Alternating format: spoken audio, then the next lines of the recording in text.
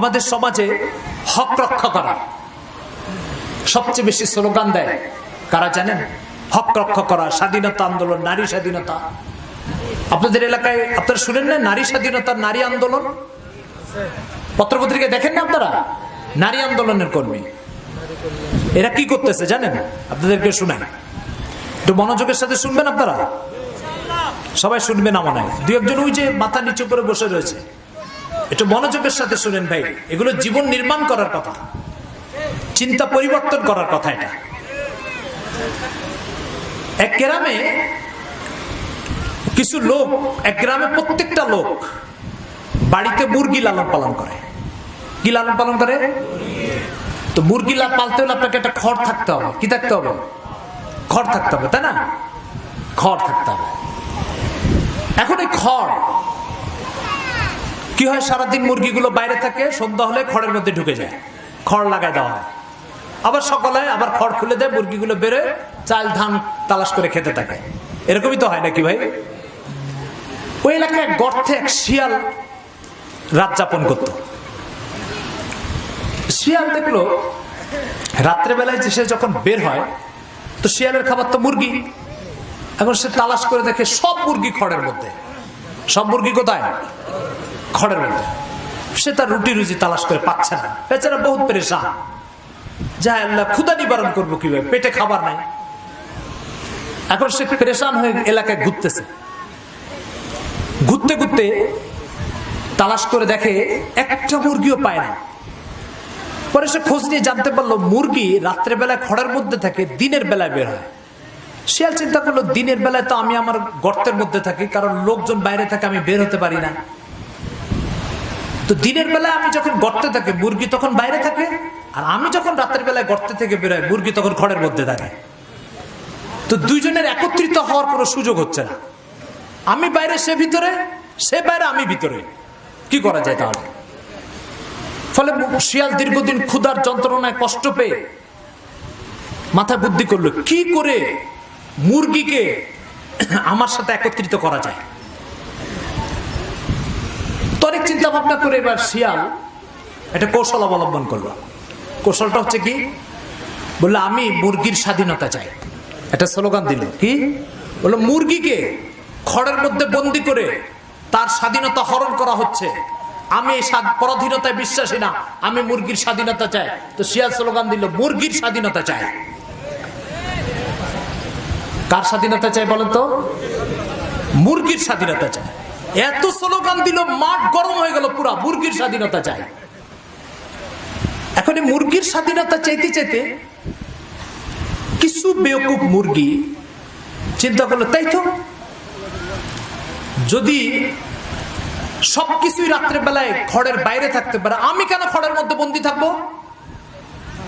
তো শিয়ালের স্লোগানে মুগ্ধ হয়ে কিছু মুরগি সিদ্ধান্ত নিল, আর খড়ের মধ্যে যাওয়া নয়, স্বাধীনতার ভোগ করার জন্য রাত্রে বেলায় বাইরে থাকবো। বলেন তো শিয়াল কোথায় থাকতে যাচ্ছে? এই মুরগি কোথায় থাকতে যাচ্ছে? বাইরে।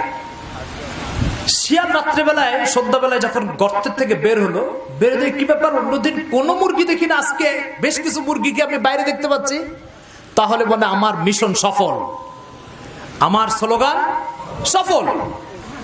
এইবার শিয়াল করলো কি, চিন্তা করলো যাক, আমি যে স্বাধীনতার প্রতারণামূলক স্লোগান দিয়েছিলাম, এই প্রতারণামূলক স্লোগান কিছু মানুষকে, কিছু মুরগিকে আমি গেলাতে পেরেছি। এখন সেই মুরগিগুলোর সাথে সে মোলাকাত করে তাদেরকে স্বাধীনতার বাতাস ভোগ করানোর পরিকল্পনা করলো। শিয়াল কি করলো? স্বাধীনতার বাতাস। বন্দি জীবন মুরগির ভালো লাগে না, মুরগি স্বাধীনতার বাতাস ভোগ করার জন্য রাত্রেবেলায় খড়ের বাইরে রয়েছে। এইবার শিয়াল গেছে।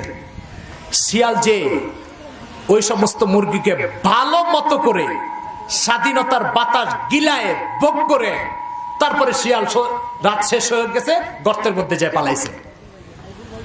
সকালবেলায় যে সমস্ত মুরগি শিয়ালের প্রতারণায়, ঠিক আছে, মুগ্ধ হয়ে প্রতারিত হয়নি, তারা সকালবেলায় খড়ের থেকে বের হয়ে দেখে তাদেরই সাথী সঙ্গী কারোর হাড্ডি, কারোর পর, কারোর মাথা, কারোর গলা, কারোর রক্ত মাটিতে ছড়ায় ছিটায় রয়েছে। এই যখন দেখলো, দেখার পরে ওই খড়ের থেকে রাত্রে বেলায় বের হওয়া মুরগিগুলো, ওই খড়ের ভিতরে বন্দি যে মুরগিগুলো ছিল, সকালবেলা যখন বের হয়ে এসে হাড্ডি, পর, রক্ত এগুলো দেখলো, দেখার পরে এই মুরগিগুলো পরস্পরে বলা শুরু করলো যে আল্লাহ আমাদেরকে বাঁচাইছে, কারণ আমরা শিয়ালের স্বাধীনতার স্লোগানে মুগ্ধ হইনি, নতুবা আমাদের হাড্ডিগুলো আজকে সকালে এইভাবে ছড়াই ছিটায় থাকতো। বলতো কিনা বলেন?